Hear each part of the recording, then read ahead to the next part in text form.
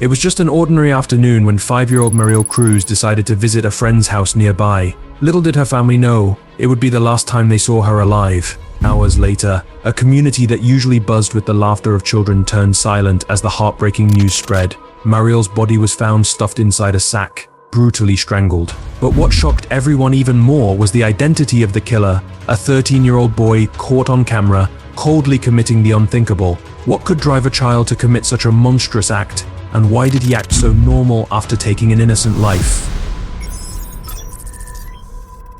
In July 2017, a young girl named Mariel Cruz, who was 5 years old, decided to visit her friend's house, which was conveniently located nearby. Mariel often played with her friends, and it was normal for her to spend time outside. However, when it started to get late and she hadn't returned home, her family began to feel uneasy. After a while, they reported her missing to the authorities. As word spread about Mariel's disappearance, residents and law enforcement personnel came together to search for her. They looked around the neighborhood and searched various locations for hours. Unfortunately, after a prolonged search, Mariel was eventually found in a grassy area within the Verde Heights subdivision in San Jose del Monte, Bulacan. She was discovered in a sack with a cable wire and a bag strap wrapped around her neck. To gather more information about Mariel's last known movements, the authorities reviewed the CCTV footage from the area. They found footage from a Saturday afternoon at around 2:46. In this footage, they saw Mariel's playmate's older brother, a 13-year-old boy,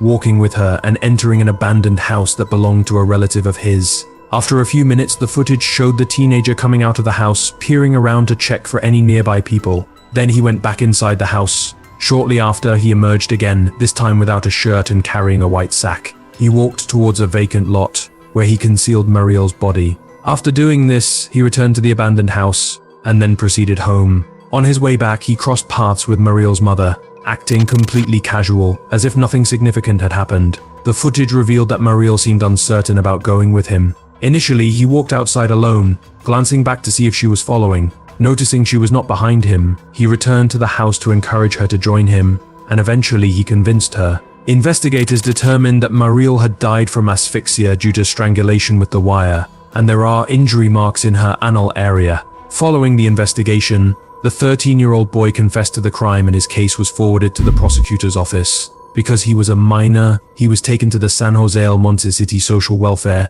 and Development Office. However, there was an issue with available facilities for young offenders. Consequently, there was a chance that he might be sent back home to his parents, while the prosecutor decided on what action to take. Mariel's family expressed their displeasure regarding the possibility of the suspect being released. They sought justice for their daughter, while the teenage boy claimed that he had acted out of provocation due to Mariel's teasing. On December 14, 2023, a typical afternoon took a tragic turn for the Vergara family in Barangay Espinosa, Calubian, Leyte, Philippines. 7-year-old Aaron Vergara approached his mother with a request to play outside. Although he didn't specify his destination, he assured her he wouldn't venture far. His mother permitted him to go, reminding him to stay safe. As hours slipped by without any sign of Aaron, his mother's unease began to escalate. She searched their backyard and reached out to Aaron's aunt to check if he had gone to visit her, but there was still no trace of him. With night approaching, her concern deepened, prompting her to notify local authorities. The next day, on December 15th, the Calubian Municipal Police initiated a search operation for the missing boy. Their efforts eventually led them to the mountainous region of Barangay Palad Uno. In a heart-wrenching discovery, they found Aaron's lifeless body concealed beneath a patch of grass at the mountain's peak. The cause of death was later determined to be asphyxia due to strangulation. Investigators reviewed surveillance footage from the afternoon of December 14th. At approximately 2:15 p.m., the cameras captured Aaron walking out of his home alongside a man identified as Kevin Lapu Maglasang, a 27-year-old employee at the family's business. Kevin was seen leading Aaron further away from his house. By 2:30 p.m., additional footage showed Aaron riding a tricycle with Kevin in a nearby barangay. The tricycle driver provided crucial information, confirming that he had dropped off Aaron and Kevin at Barangay Tigbawan, where Kevin subsequently borrowed a motorbike from his brother, claiming they were headed somewhere nearby. Later, at around 4 p.m., Kevin appeared on CCTV footage returning to Aaron's home alone, his demeanor seemingly unaffected by the day's events. When Aaron's family confronted Kevin, he initially denied seeing the boy that day. However, after being presented with the incriminating video evidence, he changed his story. family members noticed scratches on Kevin's neck, which he attributed to grass at his home, raising further suspicions. The family ultimately decided to hand him over to the police for questioning. Under police interrogation, Kevin confessed to the heinous crime. He claimed that he had taken Aaron and left him in Barangay Palad Uno, expressing that he acted out of revenge against Aaron's mother, whom he accused of mistreating his younger brother. Kevin alleged that she had punished his brother after he made an inappropriate gesture towards one of her children. In his confession, Kevin admitted to covering Aaron's mouth and applying pressure to his stomach until the child could no longer breathe.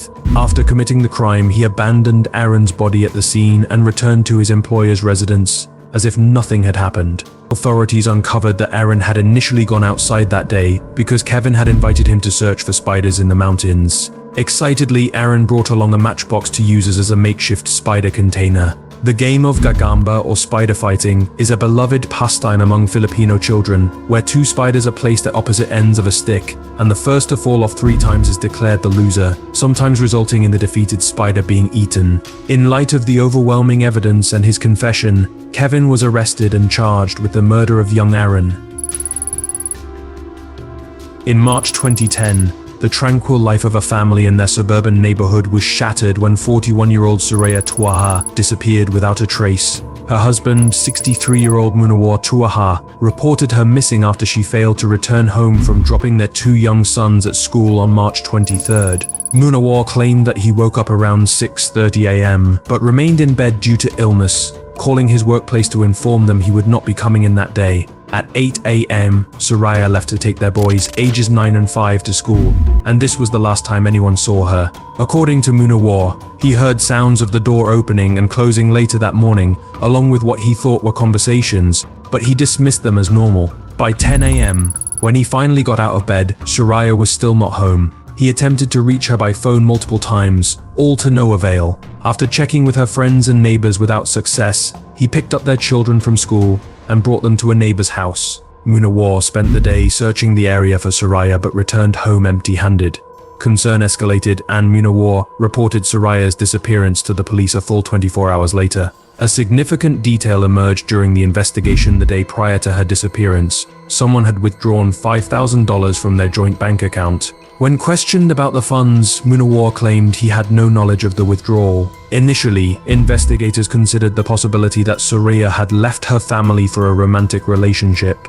However, friends and family were adamant that she was a devoted mother who would never abandon her children. The focus then shifted to examining the last known location of Soraya, her children's school. Detectives reviewed surveillance footage from the school, revealing Soraya dropping off her children and interacting with another parent shortly before school began. Everything appeared normal. She was seen smiling and engaged, raising questions about her sudden disappearance. As detectives continued their investigation, they traced Soraya's car, a 2001 silver Daewoo, but found no evidence of its location. They also focused on Munawar's actions that day. CCTV footage showed him picking up the children from school, corroborating his whereabouts during the time of her disappearance. Seeking media attention to aid the search, Munawar and Soraya's sister held a press conference where he expressed his anguish and urged the public for information. A breakthrough came when Munawar provided a note found among Soraya's belongings. The note claimed that she had been raped by Munawar's co-worker, Malcolm Clark, leading investigators to interview Clark, who denied any knowledge of Soraya.